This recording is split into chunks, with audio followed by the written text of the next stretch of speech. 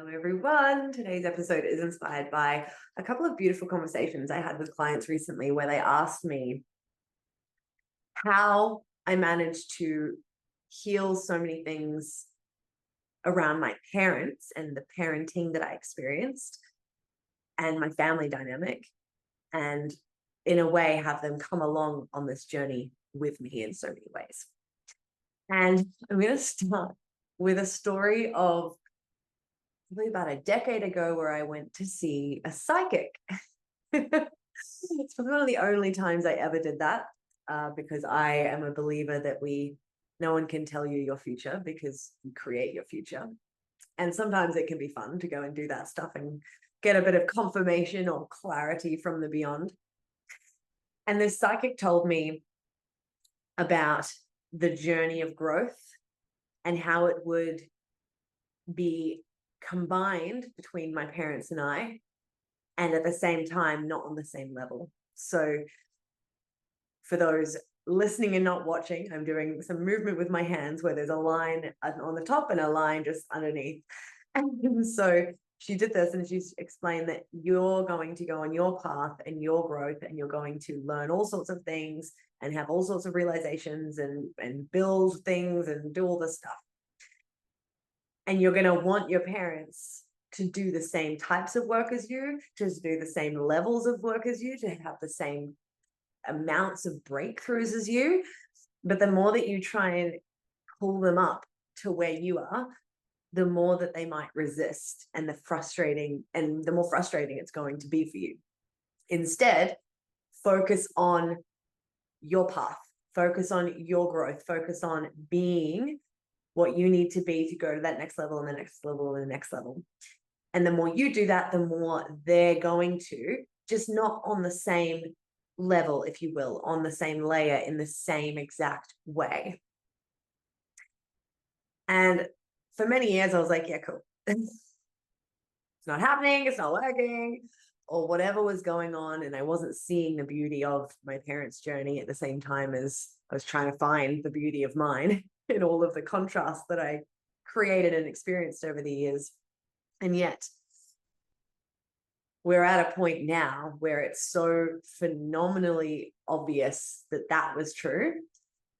And I've been asked a number of times how that happened and can I break it down and what were the steps that I took. And of course the answer is yes, because that's the work I do inside, behind the scenes in the academy and the front of the house. It's all building business and making money and creating freedom.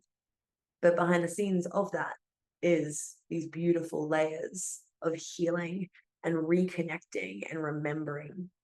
And so this story of really going all in on that advice is broken down to a few different layers and steps. And I worked this out unconsciously over the years before I made it into a methodology that I now utilize when helping other people through it. And it all really started kicking into high gear when 2020 was happening, and I was already navigating a number of personal challenges, financial challenges, health challenges all at once. And then a global pandemic hits, and I'm in a country where I don't even have a home of my own or family in the country or government support. So it was this culmination of factors that just threw me into the depths, or I threw myself into insane depths of healing and growth, while at the same time, under the stresses of the pandemic and being separated from family, and also being told by governments that you will never travel again, you will never be able to go anywhere, which to me was, you'll never see your family again. And so I was scared. And it took me a while to realize that. And at the same time as all this was happening, there was a lot of tension growing between my family and I, because I wanted them to be taking care of their health in the same way that I was. I wanted them to be doing the same protocol I was doing, right? I was needing them to follow what I had found was working. And there was some resistance there. There was resistance because they didn't want to invest money into the same thing that I was. They didn't maybe want to admit that it was working so well for me when we tried so many other ways as a family to like resolve all my health issues. And so there was this resistance coming up between us where they wanted to support, but they couldn't support in all the ways that I was demanding them to support me. Right. And then I started seeing a psychologist who was lovely. And at the same time, unfortunately, just through the methods of traditional psychology, we dug up things from my past, like teeny weeny little pieces of data. And that was turned into a story. And I'm not going to go into the details because it is very private, but it was turned into a story to basically prove that my parents were narcissistic, horrible people who failed as parents, and that the advice was that I should shut them out, and I could shut them out, and I would never have to talk to them again. And this went on for a number of months.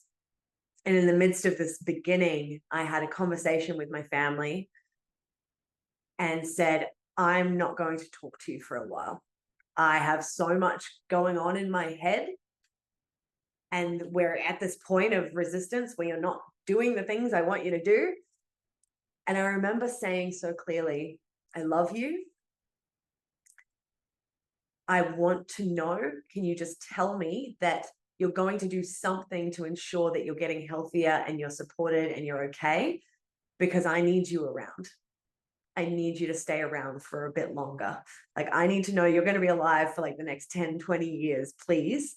And so I unconsciously at the time framed this shutting them out with love and requested something of them without demanding it be a particular type of thing, because I love them and I want them to stay around. And then for the next 6 months, I basically didn't talk to my family. And that was hard because I was being pulled between all of this advice and these differing opinions and what was happening in my own mind while I was dealing with all my own stuff. And it was so chaotic. And yet, this is where so much clarity started to come from. And if you haven't looked at my training that I did recently on the podcast on YouTube around healthy boundaries, this is where I started applying that process without really realizing I was applying it. And it's how the methodology was born. So what ended up happening was I got to a point with therapy where I realized that there was no end game with traditional therapy. I realized that it was about talking and digging up more and more and more bits of data from the past to maybe prove that parents are bad, to say, oh, yes, this is all these people's faults. And I remember clearly asking the therapist at one point, all of these people apparently in my life that have attracted are narcissists, is what we're saying. So doesn't that mean that I must in some way be a narcissist or have narcissistic capabilities if I've attracted this? Because we attract what we are, we attract what we expect, we attract what we believe, we attract the same vibration as us. And I remember, and a lot of psychology says this, is that a narcissist would never ask that question. And while I get how this is true, and I got how it was true at the time, there was still something missing. And I got to a point with traditional therapy where I was more suicidal than I had been going in, because we weren't going anywhere. All we were doing is blaming everyone else and showing myself all the ways that I've been a victim without any actual end game and growth beyond that, which I knew was possible because it was the work I was already doing. And so I ended up canceling therapy and throwing myself into massive amounts of personal responsibility work. This is where I started studying neurolinguistic programming and hypnotherapy, root cause therapies, and how we can actually transform negative things into the positive things. Polarity work. This is shadow work. There's all sorts of names for it, right? And this was the tools that finally felt like the missing piece that transformed everything. And it was hard. It was hard. And eventually I found and decided on how I was going to bring my family back into my life. I was nervous, but I was also excited. And what I ended up doing was reconnecting, first realizing what I wanted family to be like, deciding and designing this identity for who I wanted to be as a daughter, like that I wanted to be good to them and be grateful to them, because in this time I realized how incredible they actually had been, despite maybe, not being present is a very common one that people say in the world now, and not hugging us enough, or not saying I love you, or not being there for certain things. Like, I'd been shown all of these ways that my parenting had been bad, even though there is no actual rule book for parents ever, especially the ones who raise the current generations. I started realizing all the beautiful things from my childhood, and how all the contrast, let's call it, all the quote unquote negative things that had happened in childhood in relation to how I was parented could actually be the platform that I use to transform it. And around the time I reread one of my favorite books, The Alchemist, which is all about transforming a negative into a positive, taking darkness to light, turning pain into purpose. It's the core basis of all the work that I do, right? Because we can only be going through challenging, horrible things as an indication that we get to experience the opposite of that if we choose to use it for that. And so I started thinking, okay, what's the identity of me as a daughter for the rest of their life? Do I want to shut them out and blame them and be like, screw you, even though life's pretty good? Even when my life was horrible, it was still pretty good. They were still on the end of the phone, or they were still offer to give me money even when they had no money themselves, right? And so I got clear on who I wanted to be as a daughter for them for the rest of their lives.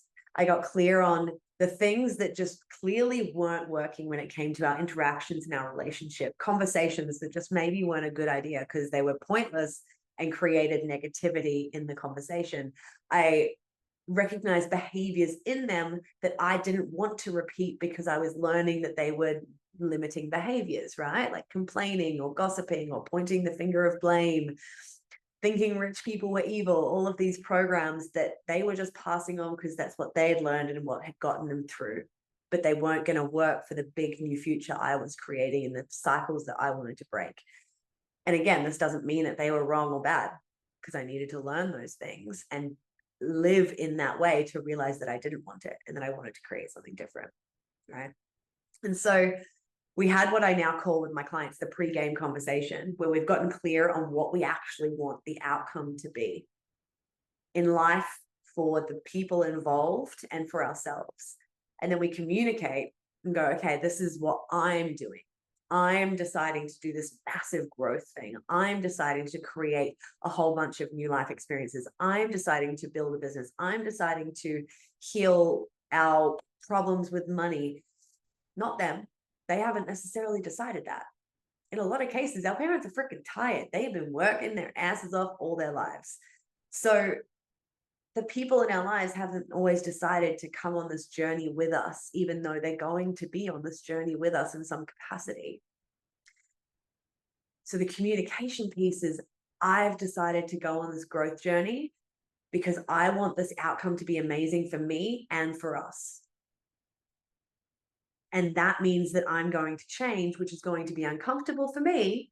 And it's probably going to continue to be a bit uncomfortable for you. The question in that is, how can we communicate and support each other through that time? And the third piece to the pregame convo is, regardless of how they behave, they being whoever you're communicating this to, you do the thing anyway. If people tell you to give up, you do the thing anyway. If people tell you it's not working, why are you working so hard? You do the thing anyway. If people say, oh, you're burning yourself out, like just relax a little, you do the thing anyway. If your partner or your parents or your family members don't like who you're becoming because it's making them uncomfortable, you do the thing anyway, because you're being a woman or man of your word. You are doing the thing that you saw in your mind because you can create it, which is for the good of yourself and others and these people involved. You've communicated it as best you can, so they're aware that this is going to happen, and you're doing the thing anyway, regardless of any discomfort that arises, including from the people you love most. And I devoted to the path. I devoted to what I needed to do. I devoted to throwing myself into personal development. I devoted to challenging myself on all the crappy behaviors that I had that I didn't even realize that I was just saying, well, that's just who I am. And I did it anyway. And there were some pieces of this that were uncomfortable for them because it was freaking uncomfortable for me.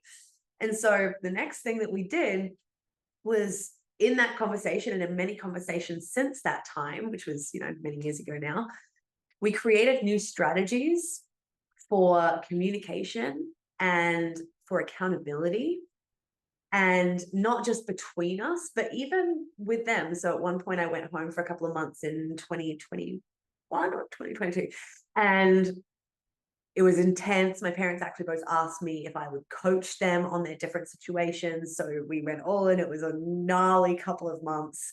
You wouldn't have wanted to be in that household, but it was incredible. And I kind of was able to just get into coach mode and point out all the things that I could see where they were limiting themselves, the behaviors, the thought patterns, the belief systems, the way they would talk about things, the way they were organizing certain things. And I kind of called them out, but then I also helped them to create strategies to have accountability between them when I wasn't there, to pull themselves out of those behaviors. So, maybe it was complaining about everything instead of focusing on the good things that were happening. Maybe it was worrying about money, even though it was clear that they were actually doing pretty all right with money. Not amazing, but pretty all right, right? And they, bless them, created a little activity for themselves, between themselves, where they would have like a little safe word or one-liner from one of their favorite UK comedy shows from when they were younger, when they first got together. And that was their call out when either one of them started slipping into old behaviors or patterns. They would be able to say this thing and kind of call each other out, but in a fun way, without being like nagging or complaining or making it into an argument, because it's just uncomfortable, right, to be called out on dropping into an unconscious pattern. And they made this beautiful, fun way to do it, which was so cool. And I've had a number of clients do the same. And I even have a couple of these with girlfriends of mine when we get caught slipping into that, like, oh God, is there actually going to be any good man out there? And then we have a little random off topic, but on topic one liner that we say just to pull us back into, oh wait, that's right.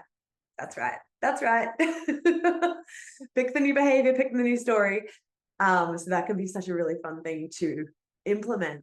And the next thing we did was we created agreements around how we would communicate as daughter and parents and vice versa. And we discussed what subjects would be best for us to keep off the table because they just weren't necessary and they would create tension.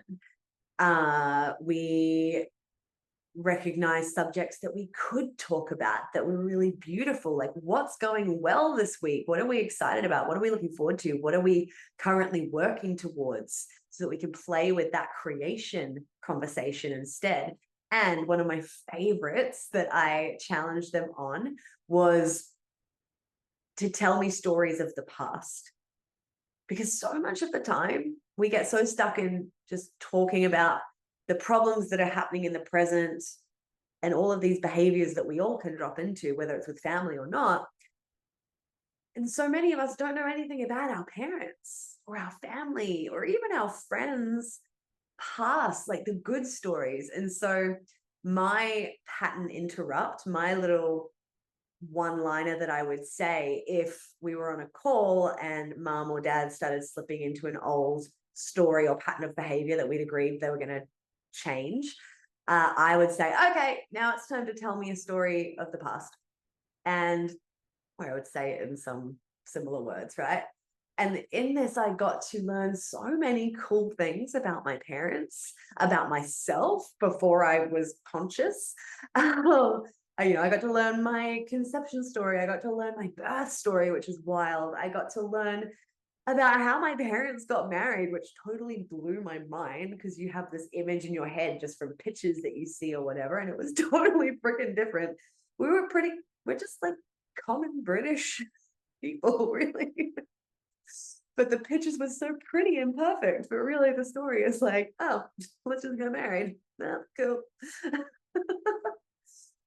And I learned about, time my mum spent in the United Arab Emirates working for a prince, and the different adventures that my dad would go on, and different businesses that he built, and the things that he would do, like, being on the street selling things. And it was the coolest thing because it creates this beautiful connection and excitement for them to relive these beautiful moments of their past, but also to bring you into it, and also create some kind of awareness of, oh, maybe that's where I get that from, or that's where I get that from.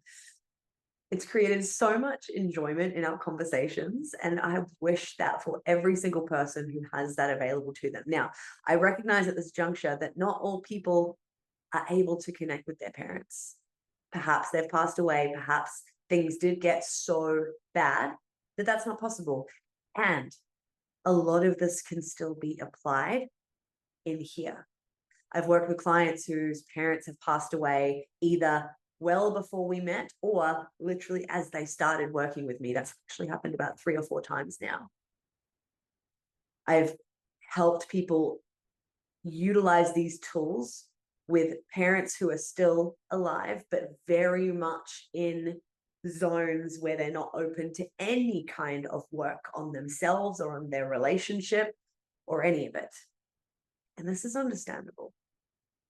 A lot of the time with parents of our generation, they learnt from the best, their parents and the ones who came before them, how to suppress anything bad that might have happened, any negative emotion.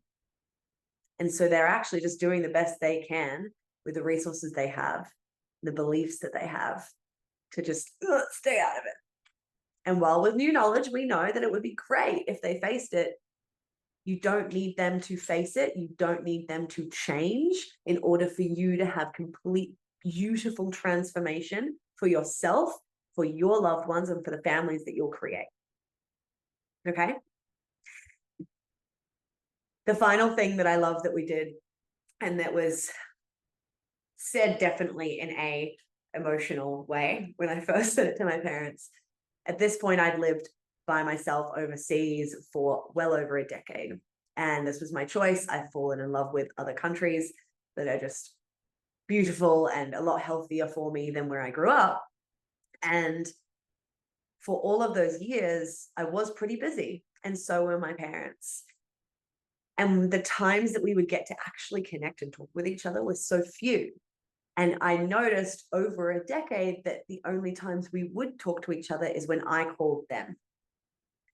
And so I remember having this conversation with my mom and my dad saying, can you call me? Like, they're like, oh, you're busy. Like, that's why we don't call. I'm like, cool, I don't care. It would be so cool to see a missed call on my phone from you. And this was like a moment. Like, oh, it's not even about the phone call itself, but it's I'm thinking of you, so I'm just going to give you a call. And we didn't really have that. Again, we come from a British background, very closed. We don't really talk a lot. And yet nowadays, me and my parents talk about a lot of things, and they created a daughter that likes to talk and talk and talk and talk and talk and talk and talk. And so that was one of the most beautiful requests that I made, because you get to ask for what you want and what you need from those around you. You can't demand it. You can't also expect that they're just going to do it perfectly straight away. But we can communicate like, hey, it really makes me feel so loved and nurtured to see a missed call on my phone from you. Even if I couldn't get to it, even if we play phone tag for a little while, or maybe send me a voice note. You're like, just thinking of you, love you. Right? to send memes to each other, whatever it is for you. Like I have access to all the love languages, but mine are definitely words of affirmation, quality time and touch, and they kind of change as I change. And so I requested that support from my family. I said, can you just call me sometimes when you're thinking of me, even if I don't pick up, which I usually will these days because I've got a ton of time. And can you maybe just send me some words of encouragement sometimes? Because when you're an entrepreneur and you don't have a partner and you don't live with a bunch of people, you're usually getting through a million hard days without having someone outside of yourself at the end of the day to give you a hug and be like, you did awesome today. Like, you freaking got this, keep going. And so I asked for that. I asked for that for those who can give that to me. And it's created so much change in our relationship. It's beyond words. Something as small as that. And in my different visits over the years, it's become so evident that we really are on that path rising together, but on those different layers. From the time when I went and they asked me to coach them and it was really hectic and you wouldn't have wanted to be in that house, to the most previous time where they look younger. My parents look younger, even though they've aged years since the time before I met them the last time. They are more calm and collected. They've become more successful in their pursuits. They have better friendships and community around them. It is so phenomenal and so relaxing as a child, especially the eldest child who, can take on a lot of responsibility, even though you don't necessarily have to. It felt so beautiful to start to see the proof of that and to feel so nurtured by that was cultivated because I did those things. And so if you're wanting to play with these steps in your situations, I'm going to run through a few things that can be super powerful. And you can apply this whether your parents are around or whether they're not. So the first is reject the story of it's my parents' fault. I know that you hearing this might have been absolutely traumatized by your childhood, perhaps. Maybe you felt neglected. Maybe you were betrayed. Maybe you were abused. I get it. I've worked with people who have experienced horrific things throughout their whole childhoods. And the beauty of that is the people who come to me with those kind of backgrounds only want to become the alchemist. They are so driven to become the one who changes the cycle, and they are ready to no longer blame their parents. Because here's the thing, there is an expiry date on blaming your parents for the problems that you have now. Things that happened once or maybe hundreds of times years ago are memories now. They're stories that we tell and meanings that we attach to things, and that's the only thing that keeps it alive. It keeps it alive in your body. It keeps it alive in your nervous system. It keeps it alive in your reality because we see evidence of more of what we're choosing to focus on. And so reject the story of it's my parents' fault and start taking the power back into your own hands. Because every single parent that has ever existed was not handed the rule book on how to be a perfect parent, and then they just decided not to read it and become an asshole instead. That's not what happened. They were doing the best they could with, in some cases, horrible programming, horrible modeling, really bad or disconnected care that they received growing up. But on some level, they've processed that as that's just how you do it. And it's only in these modern times where we have access to the world's information that we're learning, oh, there's better ways to do things. We're actually getting to learn from parents who have done things in a really great way.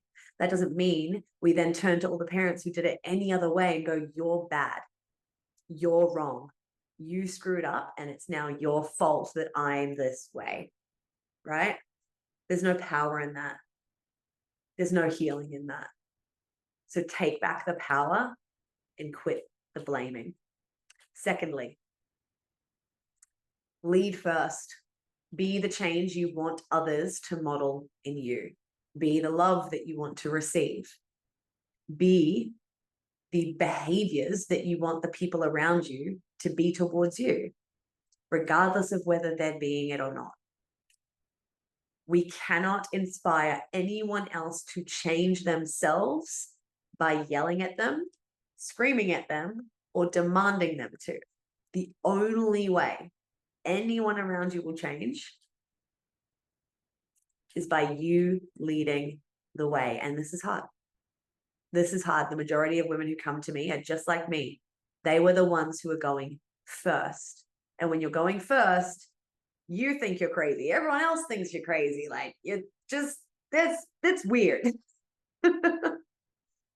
And so get around other people who are leading themselves first, who are moving through that growth, sometimes feeling quite isolated, so that you don't have to feel so isolated. And then the people around you will start to be like, wow, she told me she was doing this thing, and look, she's doing it, and she's getting healthier and happier and making tons of money and leading, and people are respecting her. Wow, maybe she was onto something. Maybe we could do that too, right? That's how it works. The next is to communicate. The next is to communicate. Now, I've already talked a little bit about that pre-game combo that I utilized. You can go and check my podcast on healthy boundaries, which is a really great structure for this. And even if you are not in direct communication with your parents, whether they are still here or they're not, this communication can be with yourself. Because here's the thing, your unconscious mind does not separate you from anything or anyone else in this world. Whether your parents are still here or not, your mind does not separate you from them. So the communication with yourself is communication with them. The commitment to yourself is a commitment to everyone that is involved that you'd like to come with you. The final thing is to have compassion, to even move towards gratitude and forgiveness. Because like I said, no one handed them a rule book. And if you didn't have the parenting that you had, you wouldn't know that you wanted something better. And the fact that you know you want something better means you can create it in this lifetime.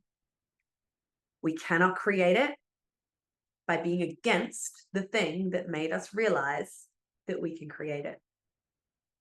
Find the compassion, find the gratitude, find the growth. And that's where you access real freedom. This is why I think people should prioritize healing their wounds with their parents, around their parents. It's possible. It's probable when you do this work. And to move into a reality where you're no longer against the people who created the person that you are and the things that you desire. The more we reduce and resolve resentments with anyone, we learn to communicate and find gratitude and forgiveness even. I cannot describe to you the peace that you will start to feel, that will come into your life, because all of the people that have peace right now by avoiding this work will know that it's actually leaking out in other ways. We might think that we have peace by never talking to our parents again, or by making them the problem for our problems. But this isn't peace.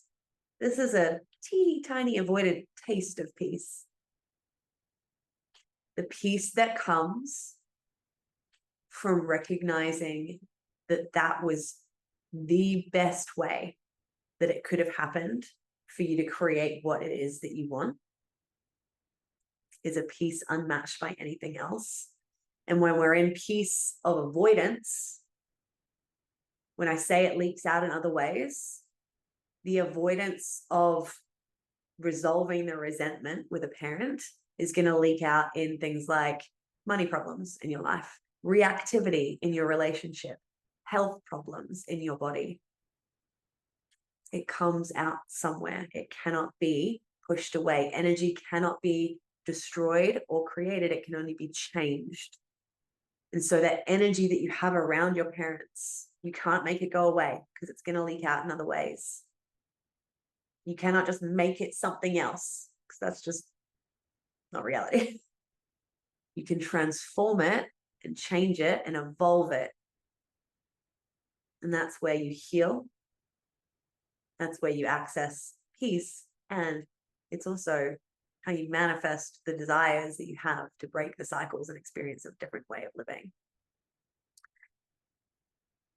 If you want help with this, you can check out my free masterclass called Heal, available online, or you can reach out anytime and come into the academy or the Lovely Club community and get support and tools to apply this into your own personal situations. Can't wait to meet you. And until next time, see you soon.